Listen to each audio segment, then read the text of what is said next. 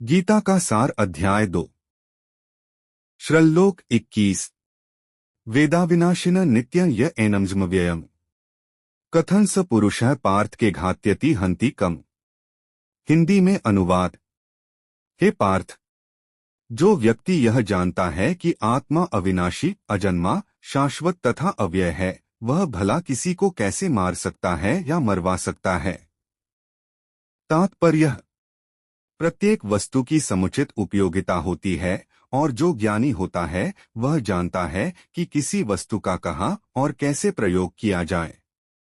इसी प्रकार हिंसा की भी अपनी उपयोगिता है और इसका उपयोग इसे जानने वाले पर निर्भर करता है।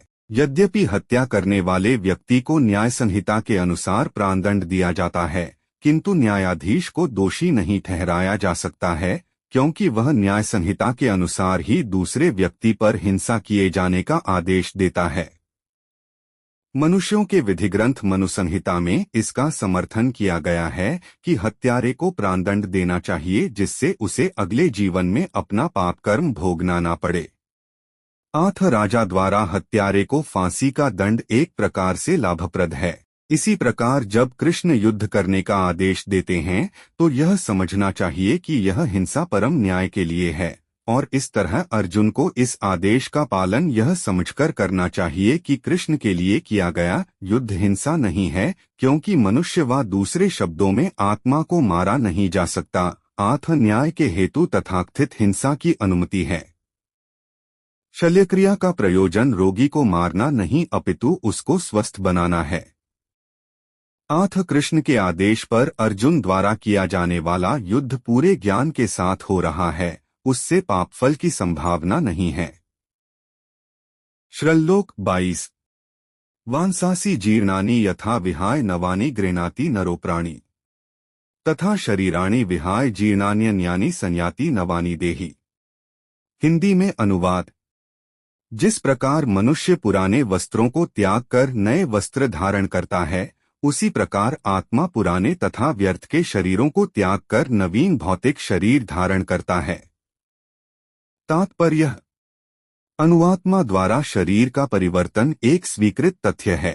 आधुनिक विज्ञानीजन तक, जो आत्मा के अस्तित्व पर विश्वास नहीं करते पर साथ ही हृदय से शक्ति साधन की व्याख्या भी नहीं कर पाते, उन परिवर्तनों को स्वीकार करने को बाध्य हैं, जो बाल्यकाल से कौमारावस्था और फिर तरुणावस्था तथा वृद्धावस्था में होते रहते हैं।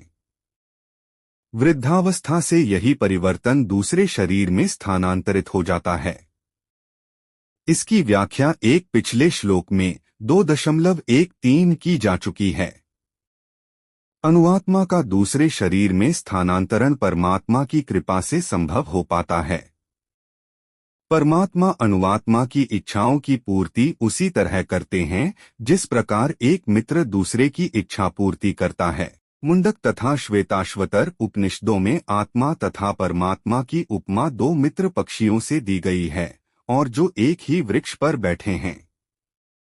इनमें से एक पक्षी अनुआत्मा वृक्ष के फल खा रहा है और दूसरा पक्षी कृष्ण अपने मित्र को देख रहा है।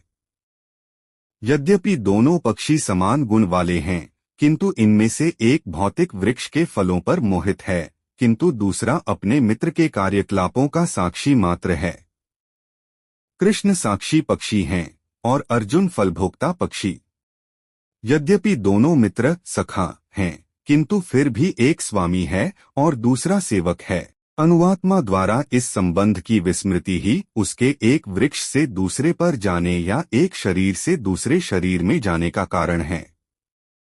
जीव आत्मा प्राकृत शरीर रूपी वृक्ष पर अत्यधिक संघर्षशील है, किंतु ज्यों ही वह दूसरे पक्षी को परम गुरु के रूप में स्वीकार करता है, जिस प्रकार अर्जुन कृष्ण का उपदेश ग्रहण करने के लिए स्वेच्छा से उनकी शरण में जाता है, त्यों ही परतंत्र पक्षी तुरंत सारे शोकों से विमुक्त हो जाता है।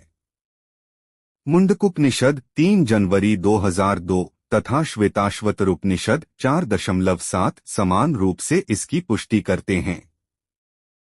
समाने वृक्षे पुरुषो निमग्नो निशा शोचति मुह्यमान जुष्ट यदा पश्यत्यन्वमीश्मस्य महिमान्मिति वीतशोकः। यद्यपि दोनों पक्षी एक ही वृक्ष पर बैठे हैं, किंतु फल खाने वाला पक्षी वृक्ष के फल के भोक्ता रूप में चिंता तथा विषाद में निमग्न है। यदि किसी तरह वह अपने मित्र भगवान की ओर उन्मुख होता है और उनकी महिमा को जान लेता है तो वह कष्ट भोगने वाला पक्षी तुरंत समस्त चिंताओं से मुक्त हो जाता है। अब अर्जुन ने अपना मुख अपने शाश्वत मित्र कृष्ण की ओर फेरा है और उनसे भगवद्गीता समझ रहा है। इस प्रकार वह कृष्ण से श्रवण करके भगवान की परम महिमा को समझाकर से मुक्त हो जाता है।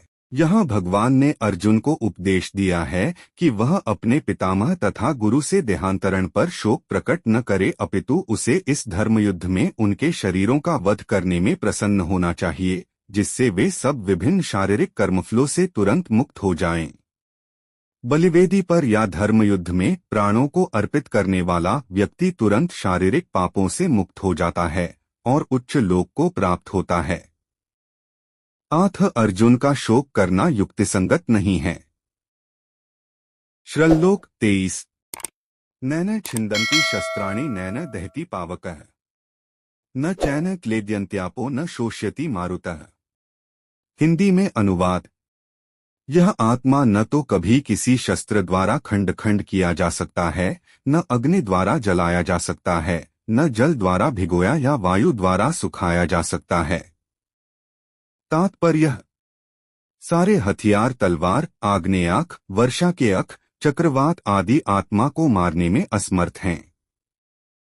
ऐसा प्रतीत होता है कि आधुनिक आग्नेयास्त्रों के अतिरिक्त मिट्टी, जल, वायु, आकाश आदि के भी अनेक प्रकार के हथियार होते थे। यहाँ तक कि आधुनिक युग के नाभिकीय हथियारों की गणना भी आग्नेयास्त्रों में की जाती है, किंतु पूर्वकाल में विभिन्न पार्थिव तत्वों से बने हुए हथियार होते थे। आग्नेयास्त्रों का सामना जल के, वरुण हथियारों से किया जाता था, जो आधुनिक विज्ञान के लिए अज्ञात हैं। आधुनिक विज्ञान को चक्रवात हथियारों का भी पता नहीं है।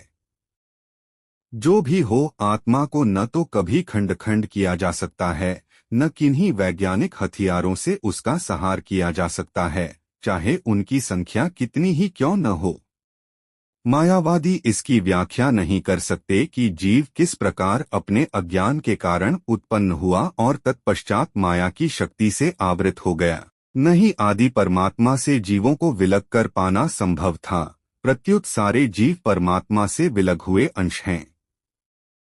चूंकि वे सनातन अणुआत्मा हैं, आत्म माया द्वारा आवृत होने की उनकी प्रवृत्ति स्वाभाविक है और इस तरह वे भगवान की संगति से पृथक हो जाते हैं। जिस प्रकार अग्नि के स्फुलिंग अग्नि से विलग होते ही बुझ जाते हैं, यद्यपि इन दोनों के गुण समान होते हैं। वराह पुराण में जीवों को परमात्मा का भिन्न अंश कहा गया है। भगवद्गीता के अनुसार भी वे शाश्वत रूप से ऐसे ही हैं। आत्म मोह से मुक्त होकर भी जीव पृथक अस्तित्व रखता है, जैसा कि कृष्ण द्वारा अर्जुन को दिए गए उपदेशों से स्पष्ट है। अर्जुन कृष्ण के उपदेश के कारण मुक्त तो हो गया, किंतु कभी भी कृष्ण से एकाकार नहीं हुआ। भगवत गीता का अध्याय 2 हिंदी में सुनने के लिए हमारे साथ बने रहे।